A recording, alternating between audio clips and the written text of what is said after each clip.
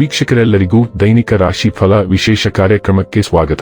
ಇವತ್ತಿನ ಈ ವಿಡಿಯೋದಲ್ಲಿ ನಾವು ವರ್ಷ 2026ರ ಮೇ ತಿಂಗಳಿನ 22ನೇ ತಾರೀಕಿನ ದಿನ ಸಿಂಹ ರಾಶಿಯ ಫಲಗಳನ್ನು ತಿಳಿದುಕೊಳ್ಳಲಿದ್ದು, ಈ ದಿನ ಸಿಂಹ ರಾಶಿಯ ಜಾತಕದವರ ಪಾಲಿಗೆ ಹೇಗೆ ಸಾಬೀತಾಗಲಿವೆ, ಈ ದಿನ ಗ್ರಹ ನಕ್ಷತ್ರಗಳ ಸ್ಥಿತಿಗತಿಗಳೇನು ಮತ್ತು ಇಲ್ಲಿ ಉಂಟಾಗಲಿರುವ ಯೋಗಗಳ್ಯಾವುವು, ಈ ಯೋಗಗಳ ಪ್ರಭಾವ ನಿಮ್ಮ ಮೇಲೆ ಹೇಗೆ ಕಾಣಿಸಿಕೊಳ್ಳಲಿದೆ, ಜೊತೆಗೆ ಈ ದಿನಗಳಂದು ನೀವು ಹೊಂದಿರಬೇಕಾದ ಎಚ್ಚರಿಕೆ ಏನು ಅನ್ನೋದೆಲ್ಲವನ್ನ ವಿಸ್ತಾರ ರೂಪದಲ್ಲಿ ಇಲ್ಲಿ ತಿಳಿದುಕೊಳ್ಳೋಣ.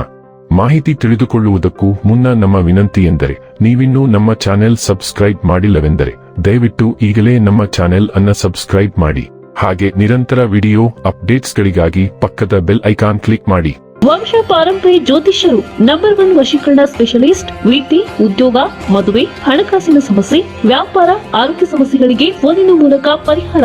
ಇಂದೇ ಕರೆ ಮಾಡಿ. ವೀಕ್ಷಕರೇ, ಈ ದಿನವು ಶುಕ್ರವಾರದ ದಿನವಾಗಿರಲಿದ್ದೆ. ಈ ದಿನದ ಸಿಂಹ ರಾಶಿಯ ಫಲಗಳ ಕುರಿತು ನೋಡುವುದಾದರೆ, ಸ್ನೇಹಿತರೊಂದಿಗಿನ ಸಂಜೆ ಆಹ್ಲಾದಕರವಾಗಿದ್ದರೂ ವಿಪರೀತ ತಿನ್ನುವುದು ಮತ್ತು ಹಾರ್ಡ್ ಡ್ರಿಂಕ್ಗಳ ಬಗ್ಗೆ ಎಚ್ಚರಿಕೆಯಿಂದಿರಿ.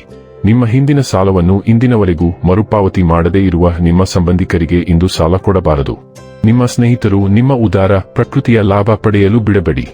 ನೀವು ಜನಪ್ರಿಯರಾಗಿರುತ್ತೀರಿ ಮತ್ತು ಸುಲಭವಾಗಿ ವಿರುದ್ಧ ಲಿಂಗದ ಸದಸ್ಯರ ಸೆಳೆಯುತ್ತೀರಿ.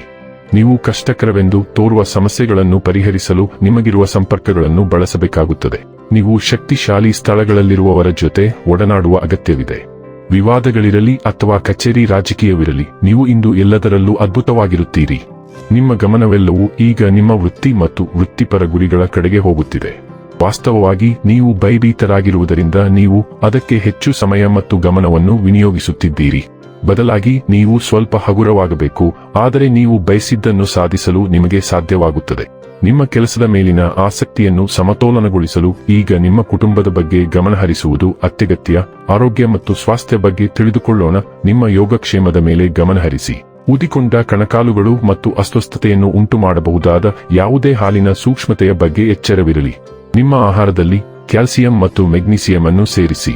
ಉಲ್ಲಾಸಕರ ಬದಲಾವಣೆಗಾಗಿ ತೇವ ಅಥವಾ ತಂಪಾದ ಸ್ಥಳಗಳಲ್ಲಿ ಸಮಯ ಕಳೆಯಿರಿ ಮತ್ತು ಸಮತೋಲನವನ್ನು ಕಾಪಾಡಿಕೊಳ್ಳಲು ದೀರ್ಘ ನಡಿಗೆ ಅಥವಾ ಪಾದಯಾತ್ರೆಯಂತಹ ಹೊರಾಂಗಣ ವ್ಯಾಯಾಮವನ್ನು ಪರಿಗಣಿಸಿ.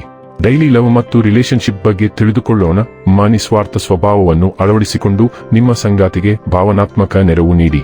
ನೀವು ಗಮನವಿಟ್ಟು ಕೇಳುವಾಗ ನಿಮ್ಮ ವೈಯಕ್ತಿಕ ಶಕ್ತಿ ಹೊಳೆಯುತ್ತದೆ, ಭಾವನಾತ್ಮಕ ಸಮತೋಲನವನ್ನು ಬೆಳೆಸುತ್ತದೆ.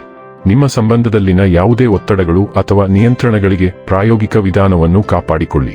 ನೀವು ಲೈಂಗಿಕ ಪ್ರತಿಬಂಧಗಳನ್ನು ಅನುಭವಿಸಬಹುದಾದರೂ ನಂಬಿಕೆಗಳನ್ನು ಹೊಂದಿಸುವುದು ಸಾಮಾನ್ಯ ಲೈಂಗಿಕ ಜೀವನವನ್ನು ಬೆಂಬಲಿಸುತ್ತದೆ.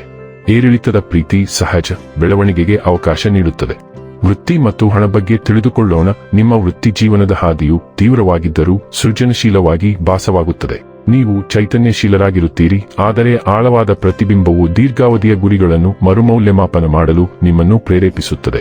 ಕೆಲಸದಲ್ಲಿ ಉತ್ಸಾಹಭರಿತ ಚರ್ಚೆಗಳು ಮತ್ತು ಬದಲಾಗುತ್ತಿರುವ ಉತ್ಸಾಹವನ್ನು ನಿರೀಕ್ಷಿಸಿ. ಗೊಂದಲವನ್ನು ತಪ್ಪಿಸಲು ಸ್ಪಷ್ಟತೆಯೊಂದಿಗೆ ಚಾನೆಲ್ ಆದರ್ಶವಾದ ಮುಕ್ತ ಸಂವಹನ ಮತ್ತು ಭಾವನಾತ್ಮಕ ನಿಯಂತ್ರಣವು ನೀವು ಎದುರಿಸುವ ಯಾವುದೇ ವೃತ್ತಿಪರ ಅಥವಾ ಶೈಕ್ಷಣಿಕ ಪ್ರಕ್ಷುಬ್ಧತೆಯನ್ನು ಸ್ಥಿರಗೊಳಿಸಲು ಸಹಾಯ ಮಾಡುತ್ತದೆ.